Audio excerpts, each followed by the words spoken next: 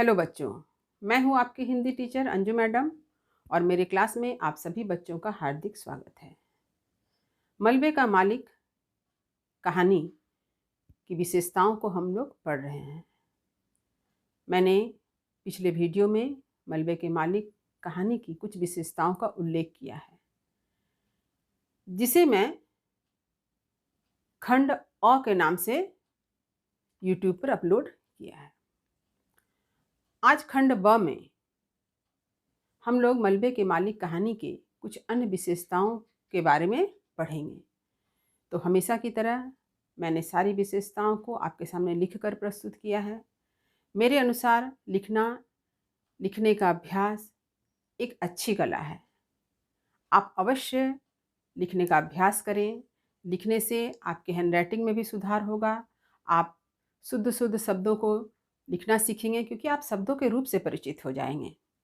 तो उम्मीद करती हूँ मेरी बातें आपको समझ में आ गई होगी। तो चलिए शुरू करते हैं आज का यह विषय। तो देखिए, मलबे के मालिक कहानी के अंतर्गत मैंने आप लोगों को इस कहानी की कुछ विशेषताओं के बारे में बताया कि किस प्रकार भारत विभाजन की त्रासदी को यहाँ पर प्रस्तुत किया गया है। लोगों के मन में विभाजन के पहले ही एक संदेह और शंका को जन्म दे दिया गया। हिंदू मुसलमान दोनों आपस में संदेह करने लगे। इसके साथ ही साथ मैंने आप लोगों को यह भी बताया है कि अपने वतन से दूर होने पर भी किसी के मन में अपने वतन से अलग होने की खुशी नहीं, बल्कि अलग होने का दुख ही है, और वे किसी न किसी बहाने अपने वतन को जाना चाहते हैं, देखना चाहते हैं। तो चलिए आरंभ कर रही हूँ। मलबे का मालिक कहानी की विशेषता का उल्लेख करते समय एक विशेषता यह भी दृष्टिगत होती है कि कुछ लोग तो आशंकित हो उठते हैं, तो जबकि दूसरे लोग उनसे बगलगीर यानी गले भी मिलते हैं। मैंने बताया कि जब गनी मियाँ अपनी गली में आता है तो सभी लोग भयभीत हो जाते हैं, सबके मन में संदेह उत्पन्न होता है, शंका से भर जाते हैं, आपस में कानाफूसी करने लगते हैं।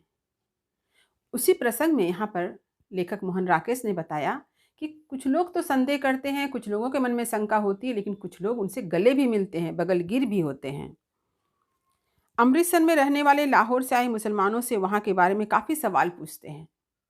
इतना ही नहीं, जो अमृतसर में रह रहे थे लोग, वे लाहौर से आए मुसलमानों से लाहौर के बारे में बहुत तरह की सवाल पूछते हैं।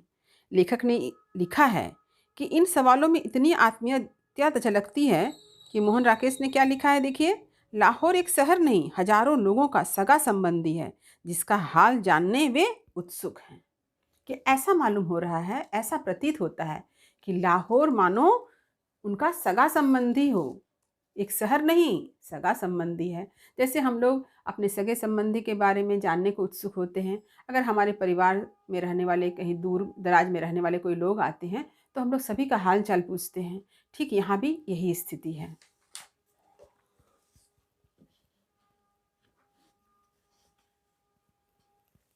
7.5 साल बाद, यानी आज़ादी के 7.5 साल बाद, लाहौर से अमृतसर आया हुआ गनी मियाँ अपने मोहल्ले को नहीं भूला है। 7.5 साल बाद भी जो गनी मियाँ है वो अपने मोहल्ले को नहीं भूला है। क्यों? मानो यहाँ उसका प्राण है। अपनी जन्मभूमि, अपनी मातृभूमि में हमारा प्राण होता है, हमारा प्राण छिपा होता है। यही तो उसका घर, उसके आत्मीयजन हैं। मोहल्ले का कोई भी उसे नहीं पहचान पाता है। यदि कोई उसे पहचान पाया तो वह था मनोरी।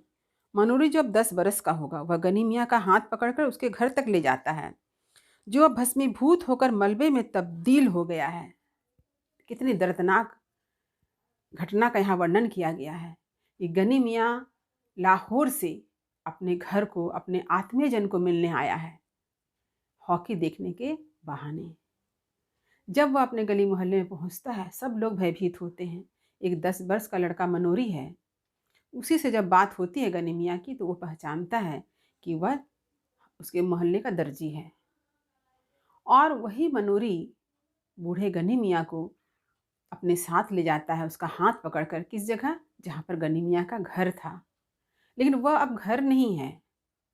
वह घर दंगे की आग में जलकर, भस्मीभूत होकर मलबे में तब्दील हो गया है। बूढ़ा गनी मियाँ मलबे के पास बैठ खूब रोता है। और उस मलबे को देखकर, उस जले हुए घर को देखकर गनी मियाँ खूब रोता है। मलबे की राख को अपने शरीर पर लगाता है। यह वही जगह है जहाँ पर उसके बेटे चिराग दीन, उसकी बहू जुबेदा, उसकी 2 बच्चियाँ किस्वर और सुल्ताना, सबकी यादें थी। सभी इस दंगे का शिकार हो गई। दंगे की राख आग में उनकी जिंदगी का सब कुछ दंगे की आग में जलकर राख बन गया, खाक हो गया। मोहन राकेश ने इस प्रकार एक आम आदमी का दर्द, हृदय विदारक दर्द, उसके हाहाकार को उजागर करने का प्रयास किया है और उसमें सफलता भी मिली है। उसका हृदय विदारक चित्कार हृदय को द्रवित करता है। जब ये कहानी पाठक पढ़ता है तो उसका हृदय द्रवित होता है। ये इस कहानी की एक विशेषता है और यह कहानी की एक ऐसी विशेषता है जो कहानी को यथार्थवादी बनाती है। यानी इस कहानी को पढ़ते ही हमारे आंखों में आंसू आ जाते हैं।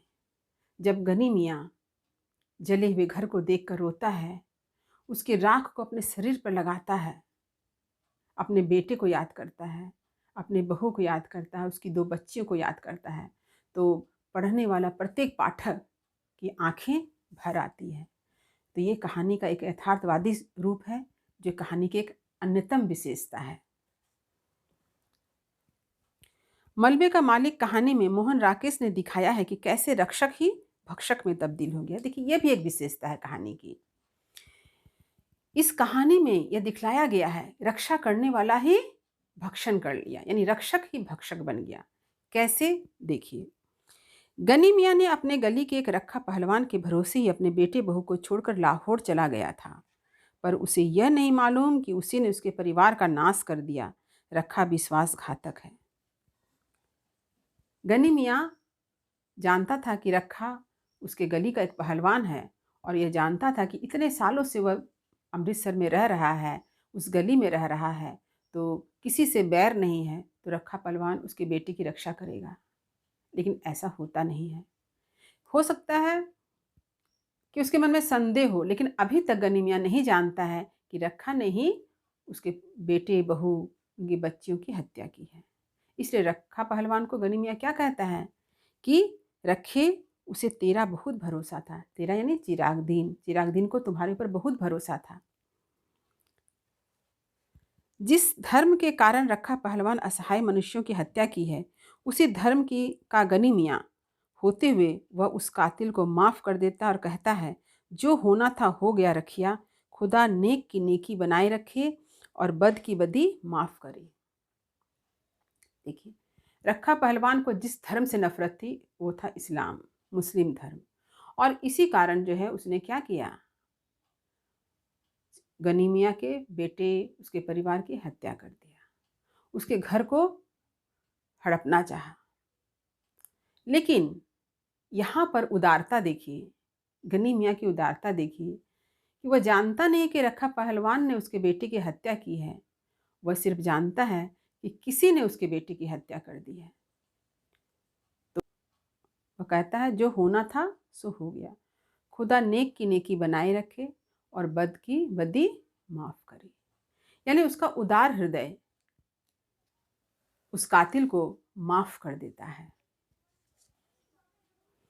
बूढ़े गनी मियाँ की उदारता को देखकर हत्यारा रखा पहलवान के गले से मध्यम आवाज निकली। जब बूढ़े गनी मियाँ ने ऐसी बातें कही तो रखा पहलवान जैसे उस बात को हजम नहीं कर सका, उसे विश्वास ही नहीं हुआ। उसके गले से एक मध्यम आवाज निकलती है। इतना ही नहीं, उसके दोनों हाथ गनी मियाँ के सामने जुड़ गए। ये भी एक कहानी में दिखलाया गया है इस बात को।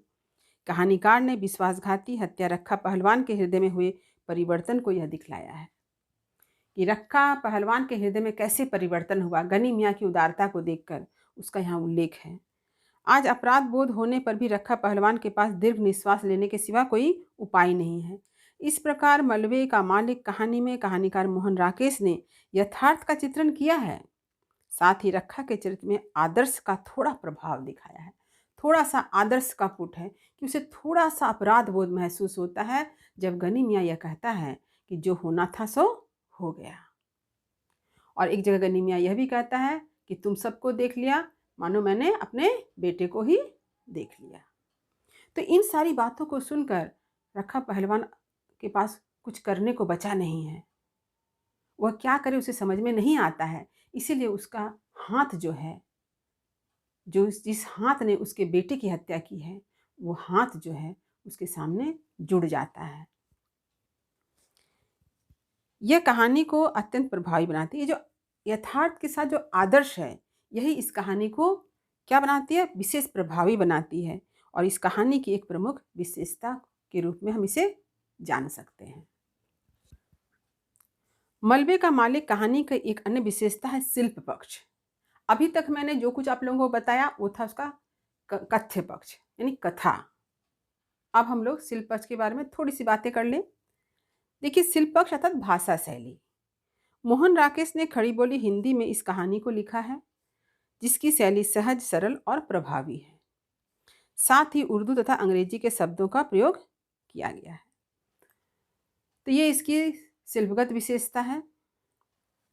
तो निष्कर्ष हम क्या कह सकते हैं? देखिए, निष्कर्ष बहुत ही इंपॉर्टेंट होता है। जब भी आप किसी प्रश्न का उत्तर लिखें तो निष्कर्ष अवश्य दें। हो सकता है वो 4 पंक्ति का ही निष्कर्ष हो, किंतु आपको अवश्य लिखना चाहिए। जब आप कॉलेज में पढ़ रहे हैं तो आपको आपका उत्तर जो है ठीक उसी स्टैंडर्ड का भी होना चाहिए। निष्कर्ष रूप से हम कह सकते हैं कि मलबे का मालिक कहानी की विशेषताओं की चर्चा करते हुए हम देखते हैं कि देश विभाजन की त्रासदी, हिंदू मुस्लिम दंगा, अपनों से बिछुड़ना, अपनी मातृभूमि से दूर होना, इतना ही नहीं, किसी बहाने से अपनी मातृभूमि स्वदेश को पुनः देखने की लालसा, राजनीतिक भ्रष्ट नेताओं का हिंदू मुस्लिम के मन से अपने सरजमी से जुड़े रहने का मनोभाव को समाप्त करने का सफल प्रयास, ये सारी विशेषताएं कहानी में दृष्टिगत होती है। इन सारी विशेषताओं का निर्वाह अपनी कहानी में मोहन राकेश ने किया है। तो ये निर्वाह जो है उन्होंने सफलतापूर्वक किया है। तो उम्मीद करती हूँ कि कहानी की जिन विशेषताओं की चर्चा मैंने आज की है, यह आपको अच्छी तरह से समझ में आ गया होगा।